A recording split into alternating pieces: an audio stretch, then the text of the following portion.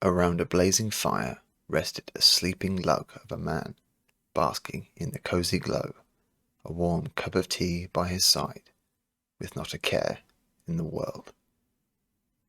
However, hidden in the dim corners of the room hid a young man. Oliver kept to himself, wrapped in a blanket, keeping his distance from the flames. He watched them with haunted eyes as the welcoming wisps taunted him to come closer, but he resisted. As night drew colder, the fire dwindled. "Looks like the fire's going out. Go and top it up, will you?" the father instructed, too at peace to do it himself. Oliver grew nervous at this instruction. "Can't someone else? Just do it before it gets too low." Swallowing a lump in his throat, Oliver got to his feet and leaned towards the window. Cautiously opening it, a violent breeze swung it open, and a gust of wind worked its way over to the father. "Careful, boy!" he yelled. Oliver dived out to grab the window. In doing so, exposed his face to the raging blizzard engulfing everything in sight. He caught it and shut it once he had grabbed a full bucket of near-frozen water and lifted it inside. He carried it with him as he left their little home. Stepping out into a small dark tunnel, he passed the windows of other little huts like his.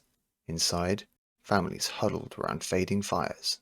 Oliver continued down a spiral staircase, descending into the cave. The deeper he went, the colder it got. Everything was pitch black until he saw the faint glimmer of a single torch lighting a large opening. Chips of burnt wood fell from above, where a central tunnel fed up to the huts above. A charred plank clattered its way down the channel and hit the ground hard. Only, it wasn't the ground, as it began to move. Something large began to uncoil itself. First, a tail with a large tip sprung up, followed by a lizard-like head with faded red scales. Oliver kept his distance as its long neck wriggled upwards before it relaxed its body and finally lowered its head until Oliver was met with the gaze of a pair of searing yellow eyes. The creature huffed as black smoke oozed from its nostrils. Oliver stood back as its head slithered forward, showing its razor-like teeth. Oliver fell to his feet as the creature inhaled, and with a mighty grunt, stretched out its looming, crinkled wings, the wings of a dragon. Oliver stared down the dragon, getting back to his feet. The look they shared was one of troubled history, and the dragon kept her distance. "Hey, girl," Oliver choked on his words as he stomached the dragon's burning breath. "They're getting cold. Up above." The dragon appeared to understand his reply, retorting with a hiss. I just need you to keep the fire going. To keep us warm." She snapped at him, gritting her teeth, and moved to within inches of Oliver's face. He raised his bucket, and she eased back. As she lifted her head, Oliver could see the chain round her neck, holding her down. "I don't want to use this." The two stared down, the dragon snarling at him. Everything went quiet. The dragon thrashed as though trying to free herself. Oliver nervously stepped forward, readying his bucket. She swung her head towards him, and Oliver blinked first. He threw the cold water, splashing her square in the face, catching her eyes. Instantly the dragon cried out in pain, desperately slithering to get free, but to no avail. She recoiled her neck, panting as all the colour from her body faded, turning a lifeless grey. In a flash, anger replaced the pain, and she took back a deep breath. She snapped her head back, screaming as flames erupted from her mouth. The dark cave lit up in a flash as fire shot up into the tunnels above, wending their way up. Above, gentle flames burst through the floor, igniting the family's dead fires. They applauded as they regained their comfort, their cheers drowning out the dragon's cries as she slumped back down to the ground, out of sight. Oliver stepped closer to the edge to see her. Below, the dragon had curled herself up as she shivered and whimpered. In that moment, Oliver was no longer scared of her, but scared for her. There was nothing further he could do but run back up above. He made for his hut, before regrettably warming up in the fresh heat of the roasting fire. He looked to his father, lost in a peaceful sleep. Oliver tried to just enjoy the safety of the warm fire, but all he could think about was the freezing cave in which the dragon had only herself to keep her warm. The fire still burned as morning rose. Oliver watched the crackling embers on the fire as his mind turned to the world below. He marched his way down the spiral stairs. Below the village above, no light seeped through and was still as dark as night. Oliver tentatively headed back into the cave and peered over the edge. The dragon was asleep, the large beast innocently curled up like a cat. The dragon heard him coming and painfully lugged its neck up and raised it on the edge. The life in her scales had been washed out. The dragon could barely harbour the energy to snarl at him. He knew she had the power to rip him apart in a swift swing of her head, but Oliver felt something pull him towards the dragon. Oliver reached out a hand. She grunted, telling him not to come any closer, but Oliver still stepped forward. Getting too confident, he reached out a hand and the dragon nudged forward, huffing at him. But Oliver, closing his eyes, stood his ground as the dragon's nose touched his hand. The dragon seized. Oliver nervously opened his eyes to see the dragon strangely calm, her shivering fading. Oliver too relaxed, calmly stroking the dragon's scales. He saw the tension in her eyes dilate and felt her head nuzzle into him. In her moment of serenity, something happened to the dragon. Her scales began to come to life in the warmth of his hands, a deep scarlet glow eating through the dull grey. Amazed, Oliver stroked his hand along her snout, and life returned to the dragon's eyes. They looked at each other, and both smiled, like they were seeing an old friend. Hearing steps behind, Oliver moved back. Oliver's father emerged from the stairs, and the dragon's calm dissipated. "Good, you're here. We need the fires high to cook breakfast." Oliver seized up, seeing him reveal an ice-cold bucket.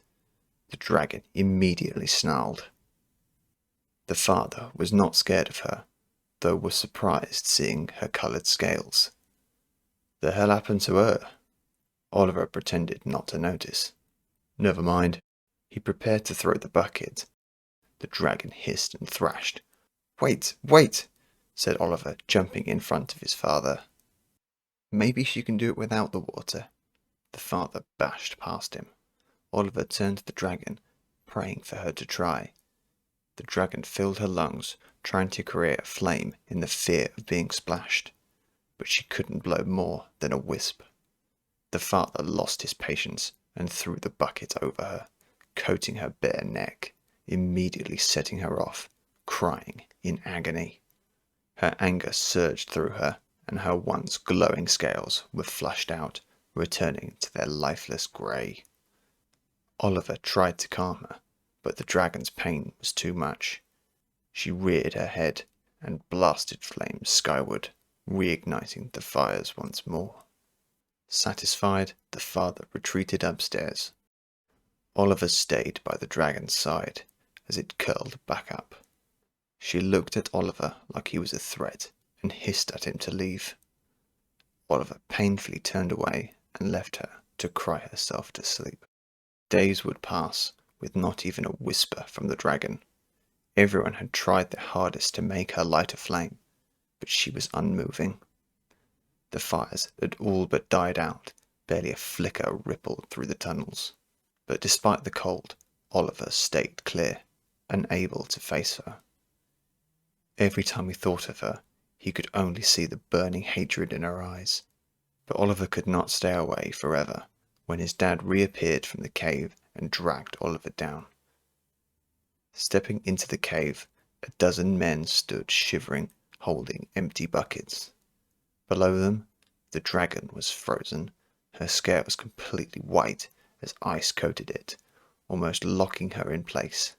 The dragon could barely open her eyes as she saw Oliver. The others grew angry as they threw another bucket over her, but she refused to move. They seethed, shouting at the stupid creature to do its job, or it would face the consequences. Oliver could see the despair in her eyes. He quietly pleaded with her, telling her to please do it for him. But she would not move, as though confiding herself to her fate.